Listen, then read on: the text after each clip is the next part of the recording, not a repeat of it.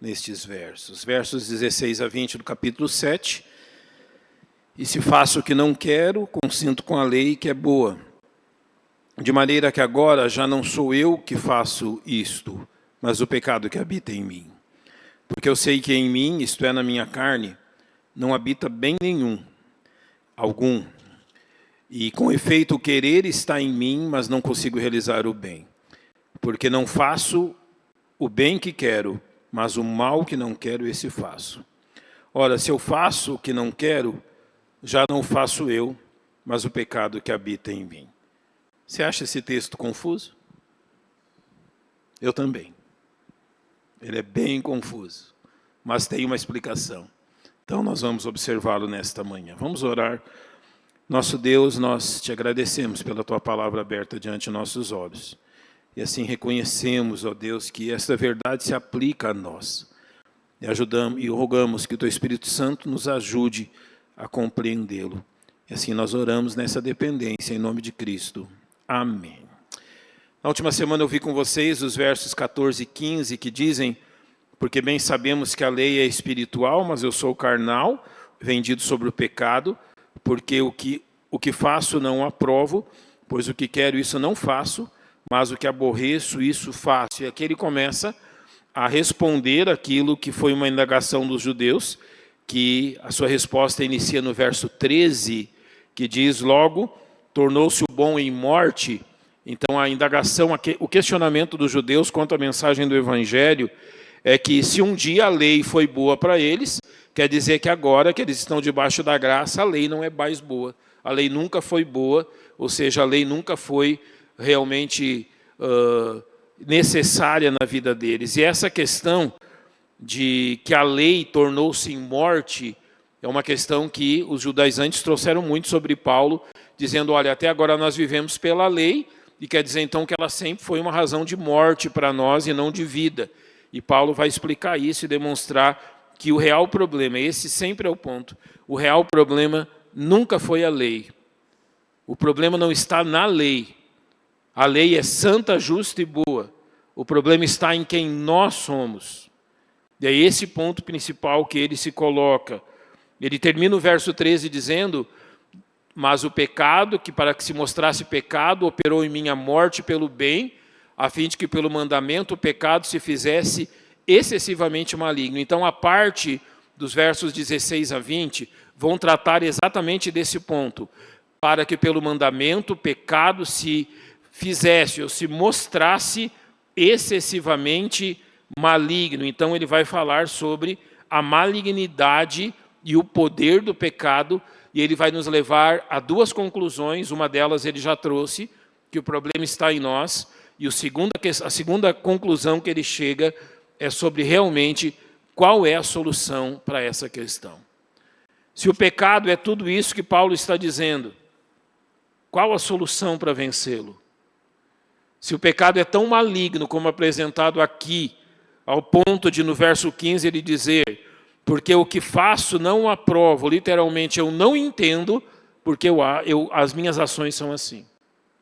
Eu não consigo compreender, porque mesmo tendo conhecimento da lei de Deus, e a lei de Deus está dizendo para mim não fazer isso, a lei de Deus está me dizendo para não agir dessa forma, a lei de Deus está dizendo para não ter esses pensamentos.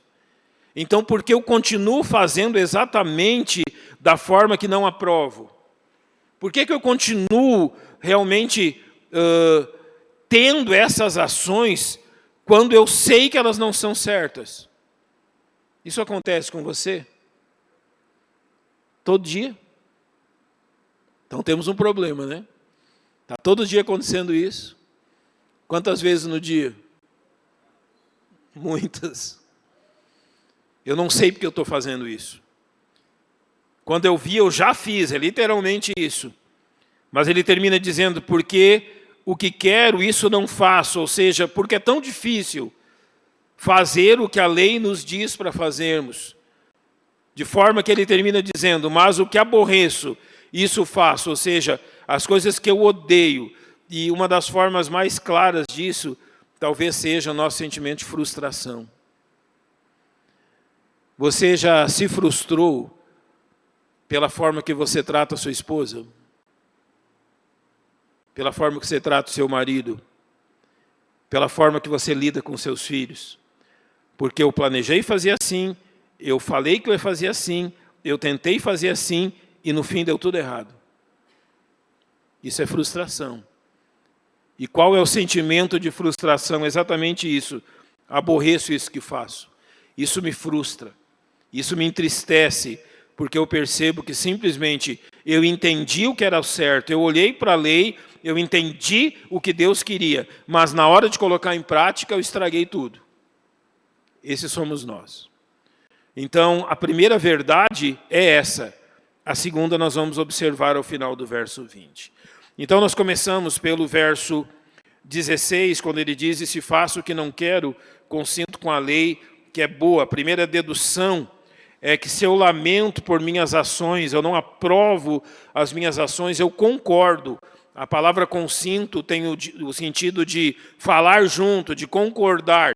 Eu concordo que a lei é boa, ou seja, eu concordo que a lei de Deus está certa, eu concordo quando ela não aprova as minhas atitudes, mas a condena. Notem que o incrédulo nunca vai fazer isso. O incrédulo nunca vai concordar, ele pode concordar em palavra, mas no fundo ele não concorda com isso. Ele não concorda que as coisas que a palavra de Deus diz estão certas. Ele não concorda que aquilo que a palavra de Deus está dizendo a respeito das atitudes dele é o certo. Ele não concorda com o fato da palavra de Deus reprovar as atitudes dele, condená-lo em seu pecado. E assim, Paulo está concluindo aqui que a lei não é responsável pelo pecado do ser humano, pelo seu modo de viver, pelo seu fracasso. Porque se nós adiantarmos um pouco, no verso 17 ele vai dizer: de maneira que agora já não sou eu que faço isso, mas o pecado que habita em mim. Eu vou pedir que você preste atenção em duas expressões em torno dos versos 16 a 20. Eu e em mim. A chave para nós entendermos que ele está ensinando são as expressões de cunho pessoal. Eu e em mim. Porque o que vai acontecer aqui é algo que ele vai colocar diante de nós, que é muito claro nas Escrituras, porque nem sempre esse em mim se refere à mesma pessoa. A mesma pessoa em quem? Em mim. Ah, quer dizer que eu sou mais de uma pessoa? Não. Quer dizer uma outra coisa que eu já vou expor a vocês. A segunda dedução é essa. A primeira dedução é que a lei está certa, eu estou errado. A segunda dedução, no verso 17, ela também é clara, que se eu não aprovo minha conduta e concordo que a lei está certa em reprová-la, por que eu peco? Se eu estou concordando com a palavra de Deus, que aquilo que ela está dizendo é certo, que a minha conduta é errada, que aquilo que eu estou fazendo é errado, por que eu continuo fazendo o que é errado? Qual a razão de eu continuar no erro? E notem, observem, que há filhos de Deus que permanecem no erro durante muitos anos, mesmo sabendo que aquilo não é certo.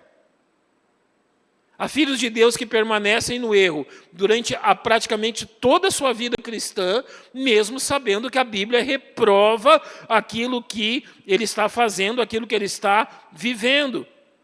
Então aqui o que Paulo vai dizer é que a lei não é responsável por isso.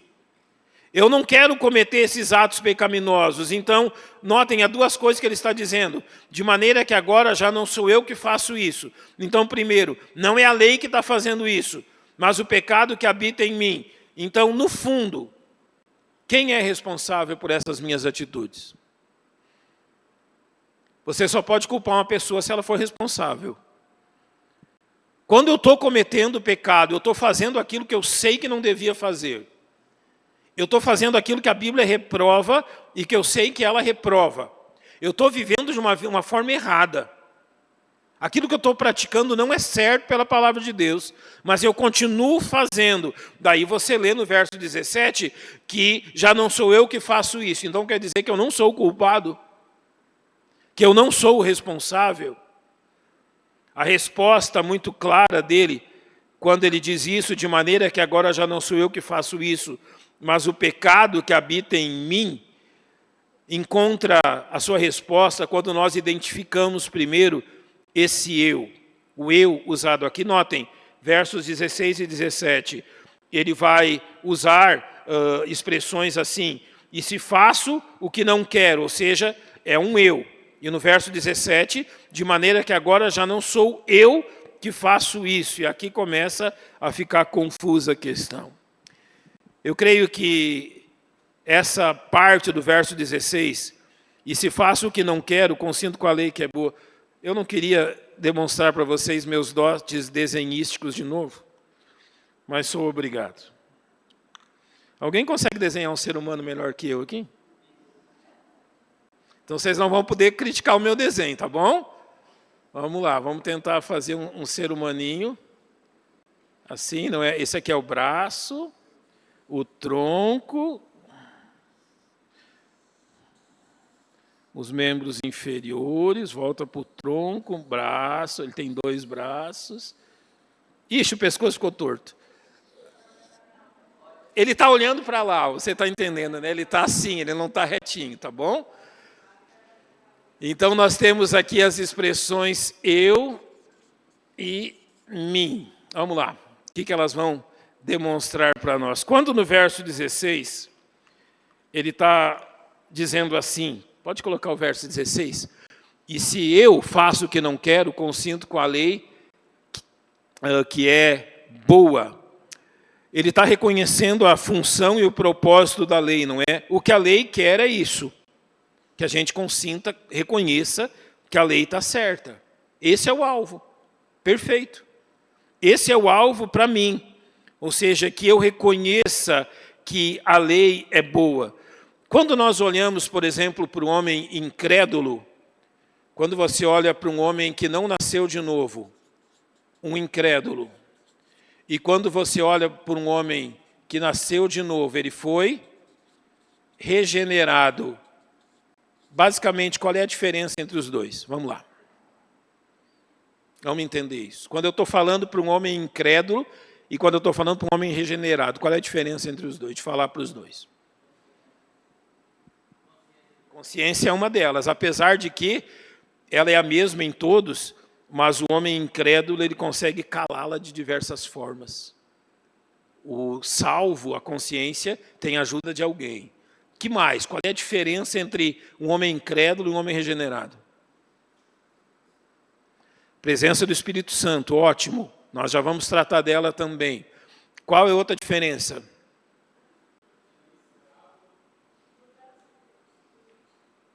Também, mudança de atitude.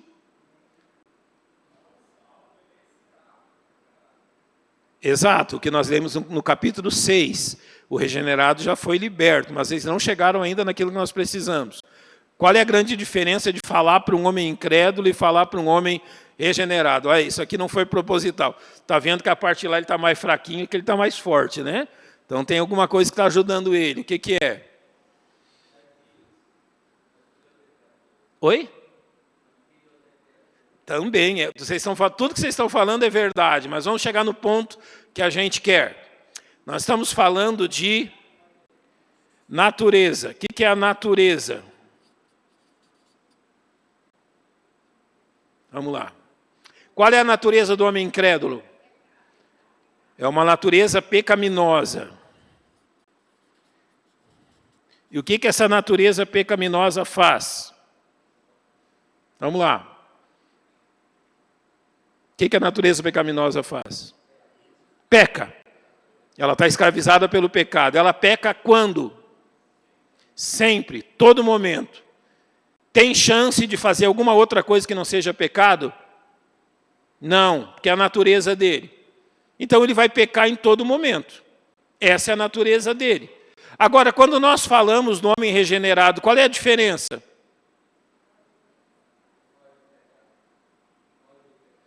Tá, mas qual é a diferença quanto à natureza? O que o homem regenerado tem que o homem incrédulo não tem? Uma nova natureza. Então aqui, vamos dividir esse homenzinho aqui no meio. Esse homem de cá, o regenerado, tem 2 naturezas, certo? 2 naturezas.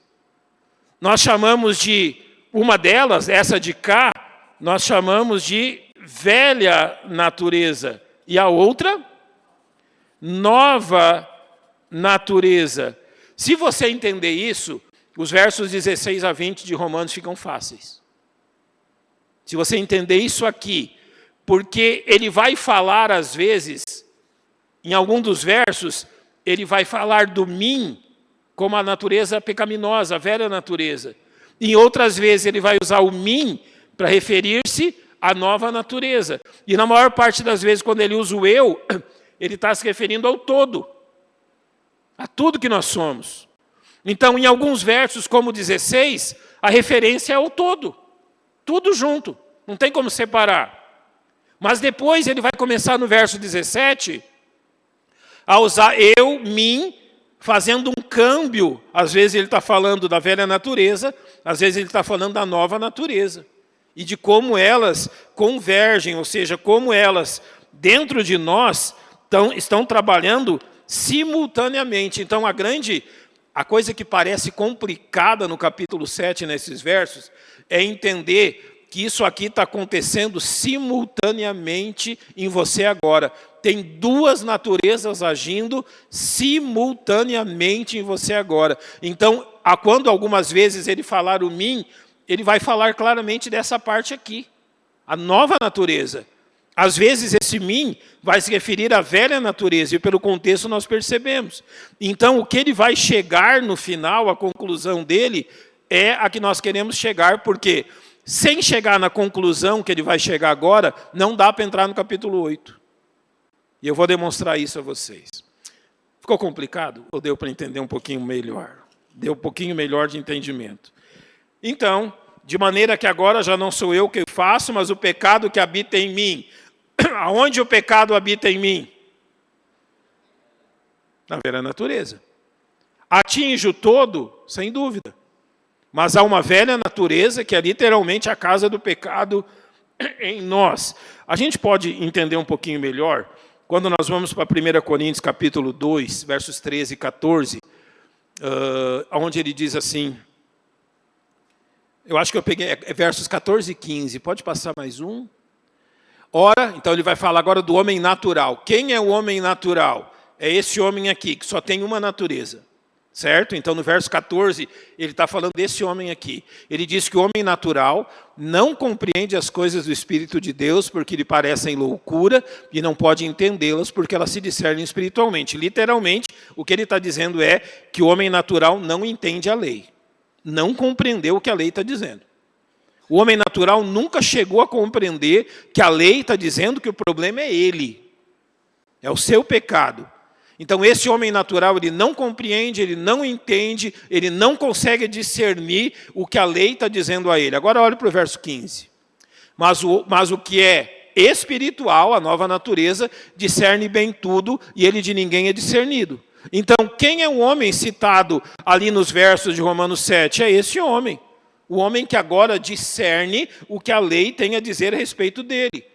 O homem que sabe que a lei está certa. O homem que sabe que a lei realmente ela é espiritual. Ele que é pecador, vendido ao pecado. Ou seja, que o problema não está na lei, mas o problema está especificamente nele. Então, essa é a divisão. Agora, quando nós chegamos aqui nesse homem de duas naturezas, nós vamos para Gálatas capítulo 5, versos 16 e 17.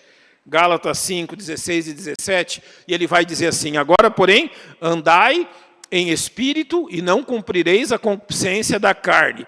Aonde está a concupiscência da carne aqui? Na velha natureza. Então, ele está dizendo que há duas formas de vida.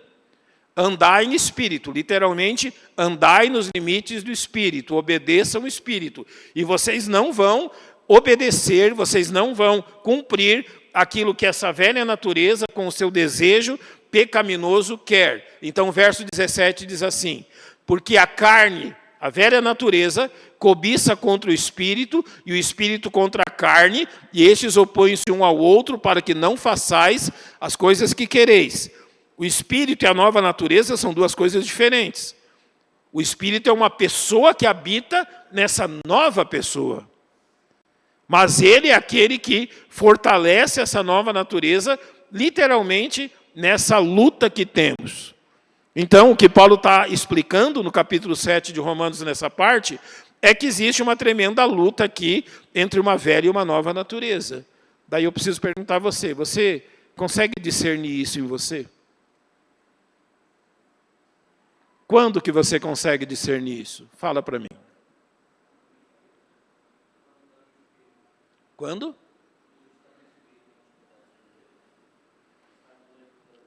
É mais fácil de perceber, né? Quando a gente dá lugar ao Espírito Santo.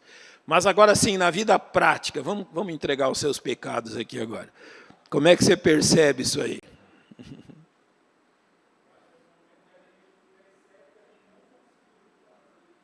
Exato. Por Romanos 7 é esse. É o momento que eu falho. Que eu não consegui fazer aquilo que eu queria. Agora, como mais? Quando ele nos convence, mas esse convencimento vem depois do pecado consumado.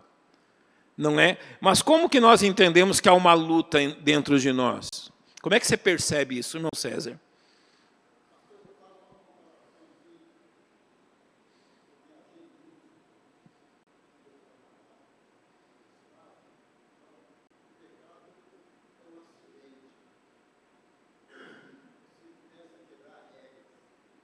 Também, como é?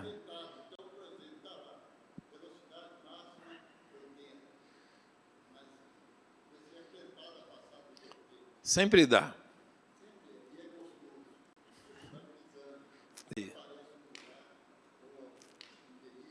Aparece o abismo e foi-se. Isso.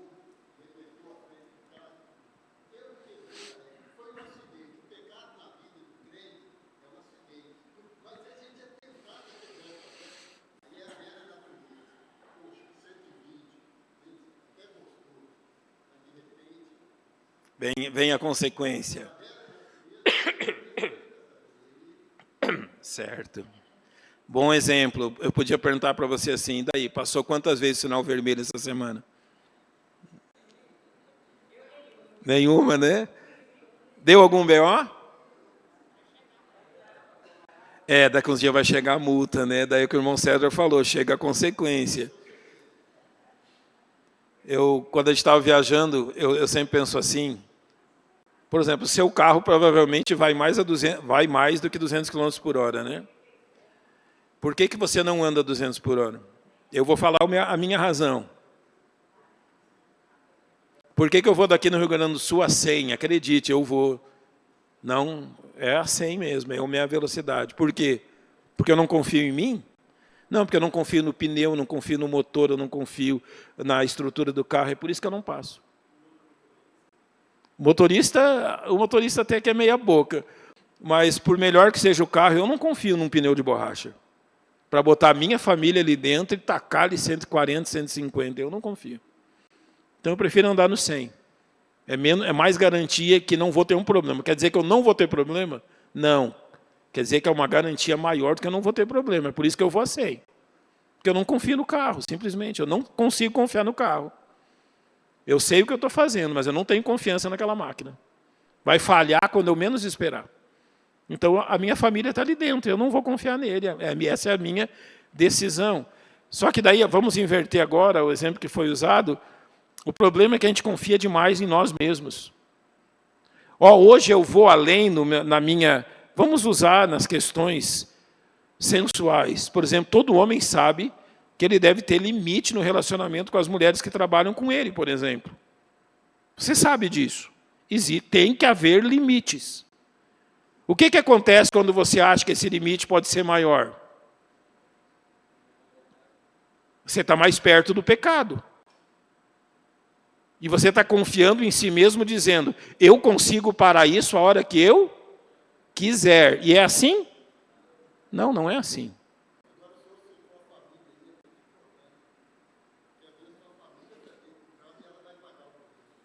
Vai. Nesses casos, a família também vai pagar. Família, igreja, não é? E muitas outras coisas na nossa vida. Então, o grande problema disso é que a gente acha que consegue frear quando quer. O grande problema dessa grande luta aqui é que nós, a semelhança do homem da natureza pecaminosa, o homem da natureza pecaminosa considera que ele pode tudo e ele para as coisas quando ele quiser. Vamos para a mentalidade da drogadição. Qual é a mentalidade da drogadição? Eu vou usar drogas hoje e se eu quiser amanhã eu paro. Eu vou usar amanhã e se eu quiser terça-feira eu para? Não para. O problema aqui é que a gente tem essa mentalidade de achar que eu posso dar lugar nessa luta, essa natureza, essa velha natureza, e que eu vou vencê-la quando eu quiser. O argumento do final do verso 20 é bem diferente desse. O final do verso 20 vai nos levar a um outro pensamento e a gente está andando para chegar nele. Vamos continuar, ele vai continuar dizendo sobre o pecado que habita em mim. E é muito importante que a gente tenha essa noção do pecado que habita em mim. Esse habita é muito importante porque não é algo exterior, principalmente por causa disso. Não é, ele no final do verso 17, pode colocar Romanos 7:17, ele vai colocar essa expressão, o pecado que habita em mim. Então esse pecado que habita em mim, é por isso que ele usa essa frase, não é o pecado que está fora de mim, não é o pecado que vem de fora de mim. É o pecado que está onde? Dentro, em mim. Então não é algo que nós adquirimos. É algo que nós herdamos dos nossos pais. Nós somos assim desde que nascemos. E Jesus vai explicar isso em Marcos capítulo 7, quando ele diz, porque do interior do coração dos homens saem os maus pensamentos, os adultérios, as fornicações, os homicídios, os furtos, a avareza, as maldades, o engano, a dissolução, a inveja, a blasfêmia, a soberba, a loucura. Todos esses males procedem de onde? De dentro. É isso que Paulo está dizendo.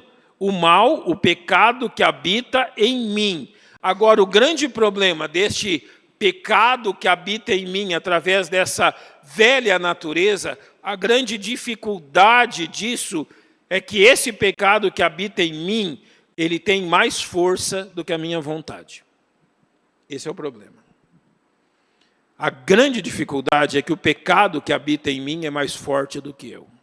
Eu vou usar um exemplo claro. Eu vou fazer uma pergunta e você vai chegar à sua conclusão. Quem é mais poderoso? Satanás ou o pecado? Ou seja, quem domina quem?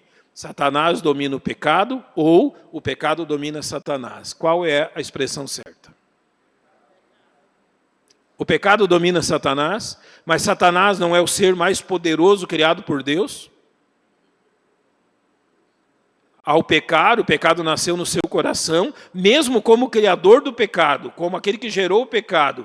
Então o pecado é mais poderoso que Satanás? Sim. Satanás é mais poderoso que você? Sim. E você acha que o pecado que domina alguém como Satanás não vai dominar alguém como você? Então a conclusão do verso 17, ela é muito lógica. O pecado que habita em mim é mais poderoso do que eu, de maneira que eu não consigo vencê-lo.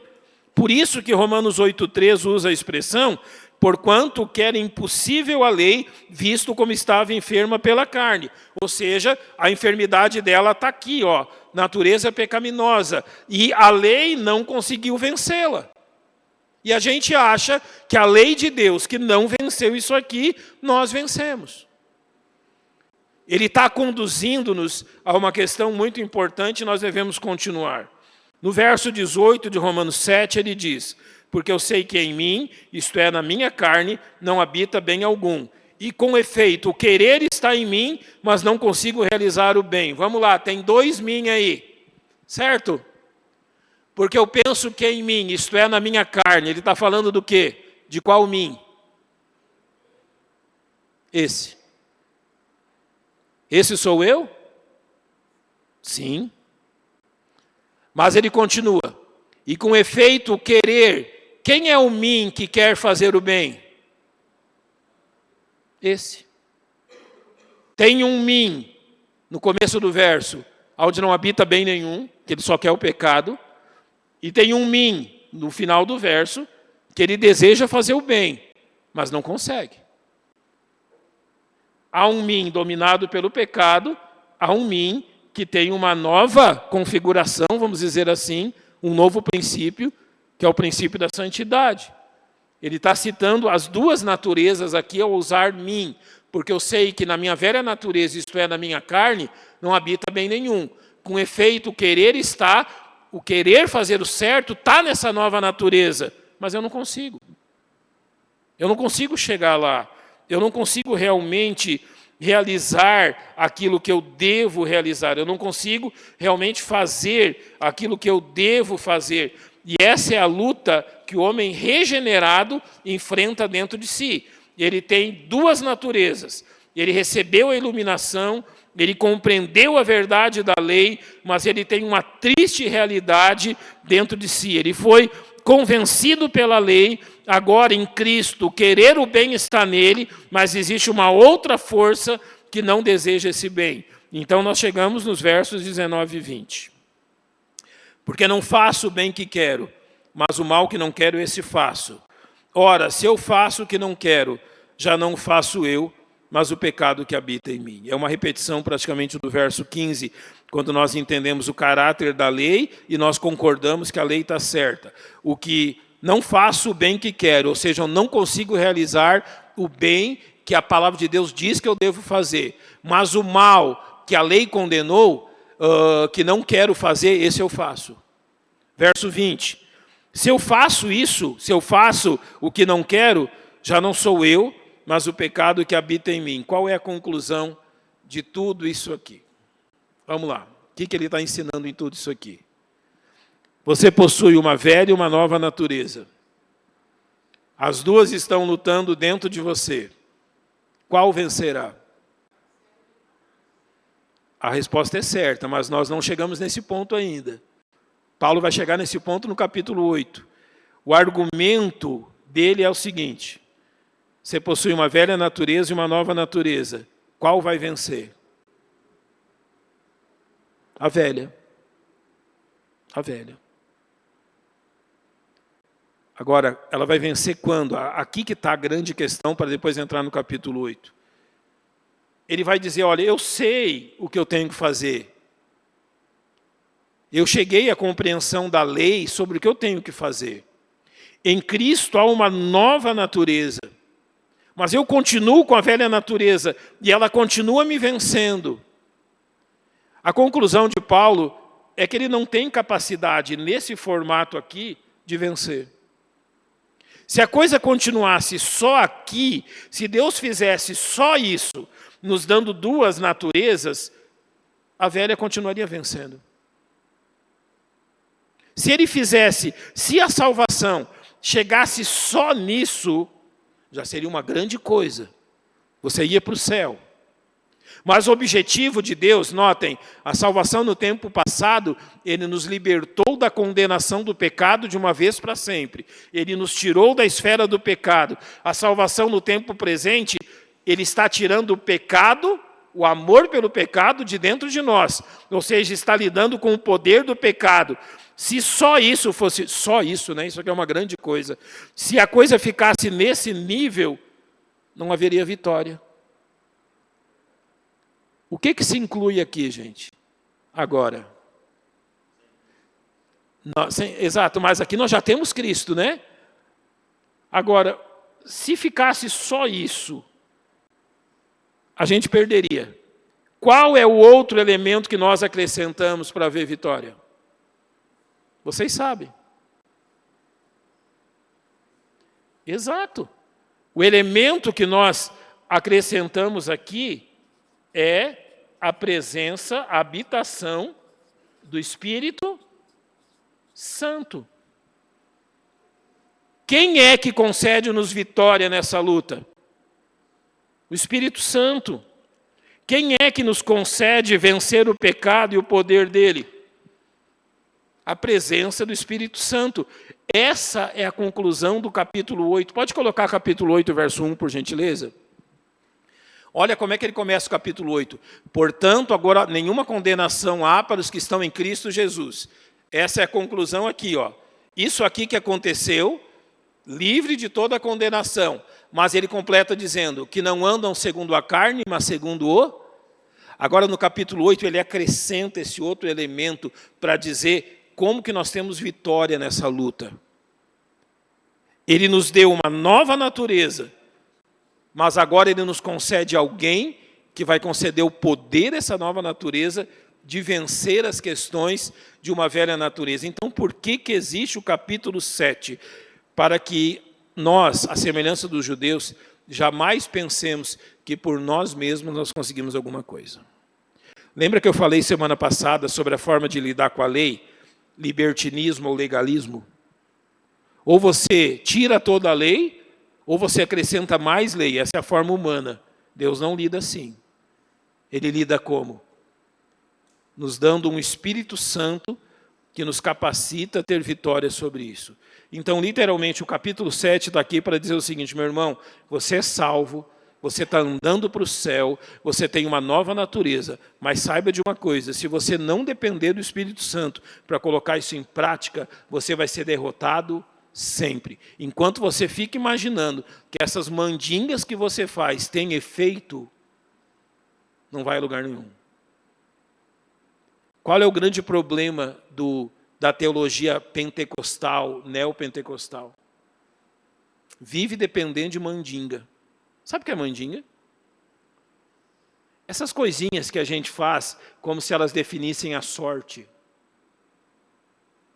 Esses credos que a gente tem, eu vou entrar em casa com o pé direito e vai dar tudo bem, não coloco o chinelo virado, senão a mãe morre. Quem já não viu isso? Então cuida hoje que você chegar em... Faz o teste hoje. Certo? Os filhos aí fazem o teste. O pentecostalismo, o neopentecostalismo estão literalmente baseados nessas coisas. Se eu for para o monte orar, se eu fizer um jejum de 3 dias, se eu não cortar o cabelo, se eu não usar, sei lá, qualquer coisa de maquiagem, de beleza ou de qualquer coisa, isso vence o pecado? Não!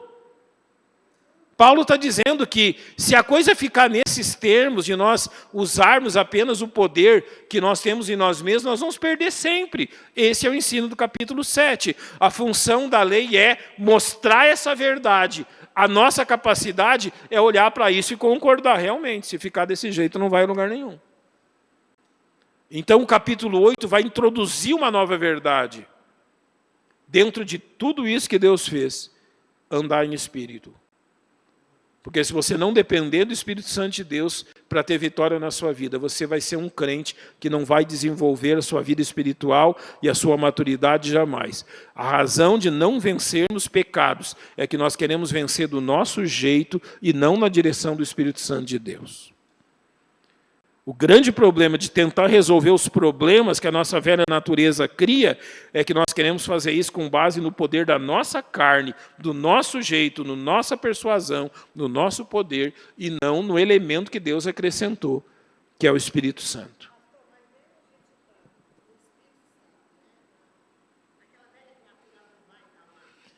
Dá para dizer assim, minha irmã, mesmo com o Espírito Santo já é difícil. E sem ele? É impossível. Essa é a conclusão do verso do capítulo 7. Mesmo com a presença do Espírito, é uma luta, mas é possível a vitória. Oi? É uma luta, né? É. E aí, comparando a luta com uma espírito, velho homem, que ele é ajudado por Satanás. O mundo e Satanás. Vai. Exato. Agora compreende como que Paulo vai expandir isso nas suas outras epístolas. Ele vai em outras epístolas dizer, mas esmurro o meu próprio corpo. Lembra disso? Mas me abstenho de tais coisas. É exatamente isso. Nas outras epístolas ele vai colocar a parte prática disso. Eu me abstenho, eu ando longe da aparência do pecado, eu esmurro o meu corpo, eu alimento o meu corpo, eu exercito. É a prática de tudo que ele está apresentando no capítulo 7 e 8. De como realmente Deus faz isso. Agora deixa eu concluir com 3 questões. A primeira, ao dizer isso, Paulo não está negando a responsabilidade por suas ações. Você continua tão responsável como sempre foi pelas coisas que você faz. Ah, mas não sou eu, é o pecado que habita em mim. Claro, meu querido, esse pecado, esse mim, essa natureza pecaminosa aqui, mas ela é de quem? Sua. É você. É muito interessante, por exemplo, que determinadas terapias da psicologia, ela vai trabalhar com uma questão muito interessante. Por exemplo, já viu quando uma pessoa diz, olha, eu tenho tal transtorno? Uma das melhores formas de mostrar para ela a responsabilidade dela é separar em partes, dizendo assim, está vendo? O seu transtorno leva você a essas atitudes. Essas atitudes aqui são causadas pelo transtorno. Essas outras atitudes é o seu mau caráter mesmo. Isso que não é o transtorno, não, é a sua personalidade. É você fazendo. E esse outro tantinho aqui é a sua resposta às outras coisas. Mas grande parte das suas ações não é o seu transtorno. É a sua personalidade. É você que está fazendo aquilo. Aqui entra a mesma questão. Paulo não está dizendo que nós somos realmente, não há responsabilidade em nós. Não, pelo contrário. Ele tanto reconhece isso, que no capítulo 7, verso 24, ele diz, miserável homem que eu sou, quem me livrará do corpo dessa morte? Essa é a conclusão dele. Ele disse, olha, só nisso aqui, sem isso aqui, miserável homem que sou. Olha, eu não consigo vencer essa luta. Então, no capítulo 8, ele introduz isso aqui. Não andamos segundo a carne, mas segundo o Espírito. E no verso 2, ele vai dizer que o Espírito de vida me livrou da lei do pecado e da morte. É a presença dele. Em segundo, o interesse de Paulo em tudo isso é mostrar o terrível poder do pecado. Sim, ele é terrível. O pecado que reside em nós nos paralisa, nos impede de fazer o bem. Em terceiro, e ele falou isso no verso 13 do capítulo 7, a fim de que pelo mandamento o pecado se fizesse excessivamente maligno. E para terminar, Paulo revela a completa incapacidade da lei em nos libertar dessa condição. Ele falou isso no verso 4, assim, meus irmãos, também vós estáis mortos para a lei pelo corpo de Cristo, para que sejais de outro, daquele que ressuscitou dentre os mortos, a fim de que demos fruto para Deus. Como que a gente dá fruto para Deus? Em Cristo. E é o Senhor Jesus que diz que não nos deixaria sozinho. Eu não vos deixarei órfãos, vos enviarei outro Consolador. E Paulo está trabalhando com esse tema. Deus enviou o seu Espírito para que possamos ter vitória contra o pecado em nós. Então, meu irmão, o encorajamento de hoje é exatamente esse. Você é um salvo em Cristo, talvez você está tentando vencer o seu pecado, essas questões horríveis na sua vida, de muitas outras formas. Só tem uma forma. Quando você anda nos limites que o Espírito Santo concedeu. O cristão foi criado, Deus o criou uma nova criatura, para que o Espírito Santo tenha liberdade nele de andar dentro disso. Como que isso acontece? A palavra-chave disso, Paulo vai dizer, é enchei-vos do quê? Do Espírito. Agora, a gente é muito prejudicado por letras de músicas que falam que a Bíblia não diz, né? Quantas gerações de crentes não cantaram assim, Espírito, enche a minha vida, enche-me do teu poder. O que está de errado aí? Inverteu. A Bíblia não diz assim, Espírito, enche fulano. Não, a Bíblia diz o quê? Vós, enchei-vos do Espírito. E como vós se enchem do Espírito? Só tem um jeito. Qual que é? A palavra, mas tu tem que fazer o que é este enchei-vos? Quem vai encher o Espírito? Mas ele não vai encher um lugar ocupado. Para que o Espírito Santo encha, nós precisamos nos esvaziar. Por que o Espírito Santo não tem a liberdade de agir na sua vida? Porque ela está cheia de tanta coisa onde não há espaço para ele. Enchei-vos do Espírito se esvaziem de si mesmo. Quer um exemplo aqui para terminar bem claro? É fácil perdoar? Você gosta de perdoar? Quando você tem que pedir perdão para alguém, é tranquilo? Ir lá e dizer, perdoa, meu irmãozinho, eu tentei te matar, mas foi sem querer. Por que é difícil pedir perdão e perdoar? Daí você cai no erro de pensar assim, enquanto o meu coração não quiser perdoar, eu não vou lá pedir perdão para aquele irmão. Você vai pedir perdão quando? No sepulcro? O grande engano que a gente tem é que a gente imagina que o nosso coração tem que desejar. O nosso coração deseja verdadeiramente. O que ele deseja? É isso que ele deseja. Enquanto você fizer aquilo que isso aqui deseja, você não faz nada. Mas enquanto, mesmo não querendo, você faz aquilo que a palavra de Deus manda, você tem a ajuda de quem? Vai lá sem querer mesmo. O grande segredo da vida cristã é que a gente não precisa querer. É só fazer. Você levantou num ânimo maravilhoso para vir aqui 9 da madrugada hoje. Foi isso? Eu levantei quebrado. Vou depender do meu corpo e do meu coração para vir aqui?